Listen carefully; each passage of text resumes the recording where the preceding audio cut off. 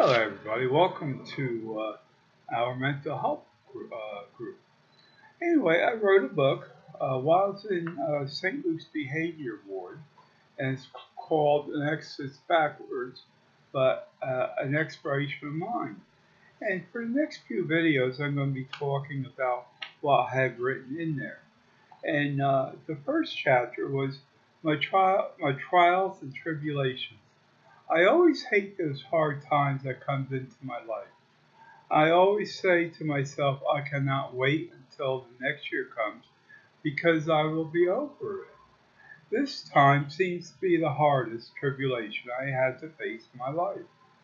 I will have to tell you what happened so perhaps you may understand why I hurt so much. First off, May of that year was 2013. I bought my first very brand new car, and it was a 2013 Chevy Cruze, and it was nice blue. Uh, at some point in the summer, I met two young men at the Quicktown in Washington, New Jersey, Warren County. For reasons I'll change the name. One I will call John. He is about 19 years old. The second guy, I named him Jack, and he was about 20 years old, a young black man. Well, do not ask me why, but something told me that Jack was something special, at least that in my thought at this time. Later, I found out I was wrong. I was running for political office in Phillipsburg, New Jersey, and I was running at that time for councilman. And we were looking for volunteers to start off with. I made a joke to John and Jack and the armored truck outside the store, which was that quick check I told you about. One of the guards was inside at the store and they were both talking about all the money. I said to them, hey, you see that man in there with all the money? They both replied, yes. I said to them, he works for me. He carries my money. They both chuckled and thought for a minute. Excuse me. I had a serious look on my face. That was hilarious. Well, I could not let any joke carry on, so I had to tell them the truth. I did say to them I was looking for volunteers, and Jack and I started to meet at the quick check I spoke about in Washington, New Jersey. He had a few friends and his cousin who was also interested in helping with the campaign. I met his mother, and I do not know why, but I felt so comfortable with her. So I called her Mom. I was a motivational speaker. I went to libraries speaking on mental illness and addictions. By now, I called them part of my team. Well, we had a few bookings, but nothing happened. Quite a few years ago, my health was a lot better. Well, I'm doing a lot better now. Excuse me, my voice is getting dry. I had water. Anyway, I worked for NAMI, National Alliance of Mental Illness, I think it is. And it was In Your Own Voice. Well, me and my dear friend Elena, we would travel around New Jersey and go into schools, colleges, even prisons. And we had a videotape to walk us by, and we even had high schools and hospitals. And I really enjoyed that. I didn't do it for the money. I think we got paid back then $25 per work, whatever you want to call it. And I really enjoyed that and sharing. And we got a lot of questions, good questions from all the people. And I did touch lightly on suicide. And I say that how is it? Suicide is is a permanent solution to a temporary problem.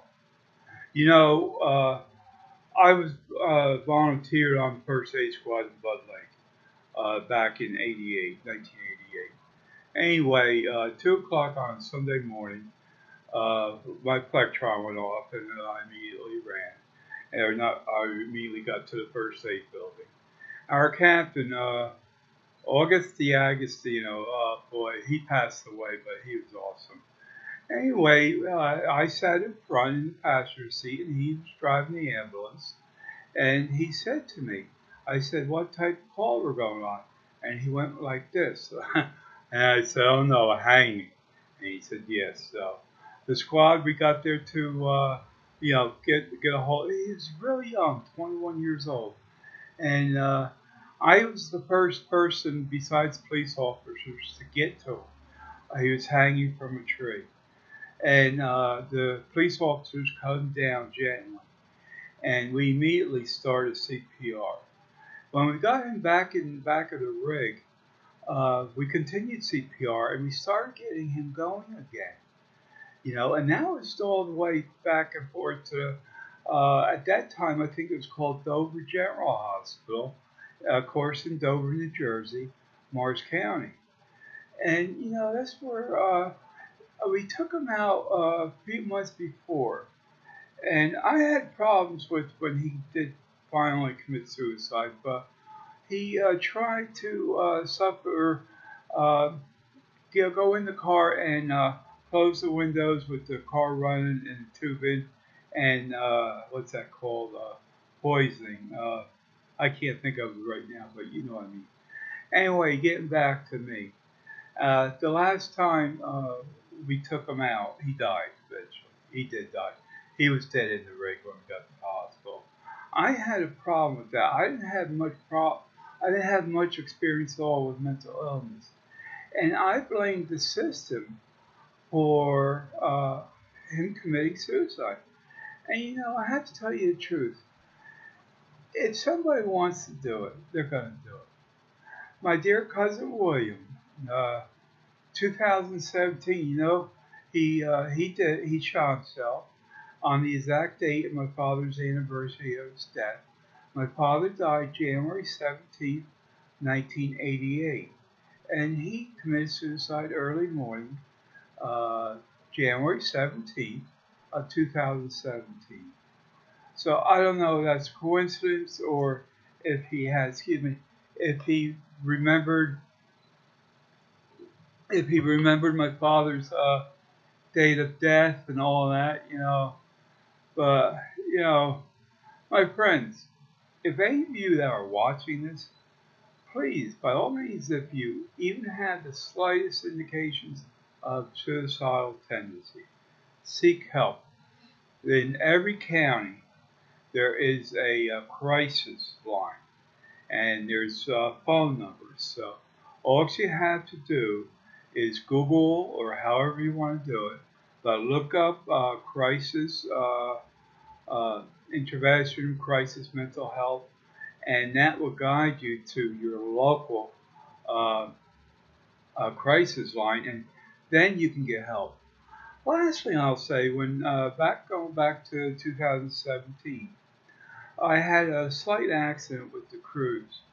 Anyway, I took it to the mechanic. They towed it. When the transmission wouldn't work, so they said it needs some parts. Anyway, they called me back the next day and said, it's too bad. It's going to cost $1,000 to get it repaired. But the next day, I drove for Eddie's Taxi here in Phillipsburg, New Jersey, and I took the bus. I called our local crisis line, and I told them I had suicidal tendencies. They said, "Well, I know with my experience, I need to get to the hospital." So I got the bus, and I went direct to I guess it was called St. Luke's Behavior Ward, and I was in there for a week, 7 days. And there was a nurse. I don't know her name, but one night we talked for a while, rehashed things out, and told her my problem. Well, I didn't want to do it, but another friend of mine helped me out getting the cruise and co-signed the loan. So the cruise was so bad, so I had to have it. I had to have it totaled, and I ended up, I don't know what you want to call it, but I ended up getting rid of it. And but with that hospital visit, helped me out tremendously. So that's just an example of how things work. And you too can get help.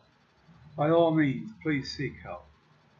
Look for my upcoming videos.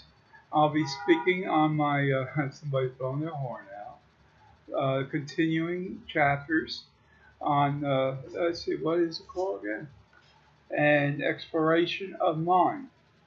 And, I think I mentioned, I'm not one to solve, but just in case you want it for your own experience, you can look up all of my books. And they're listed on Bruce Dolan Smith. That's my middle name.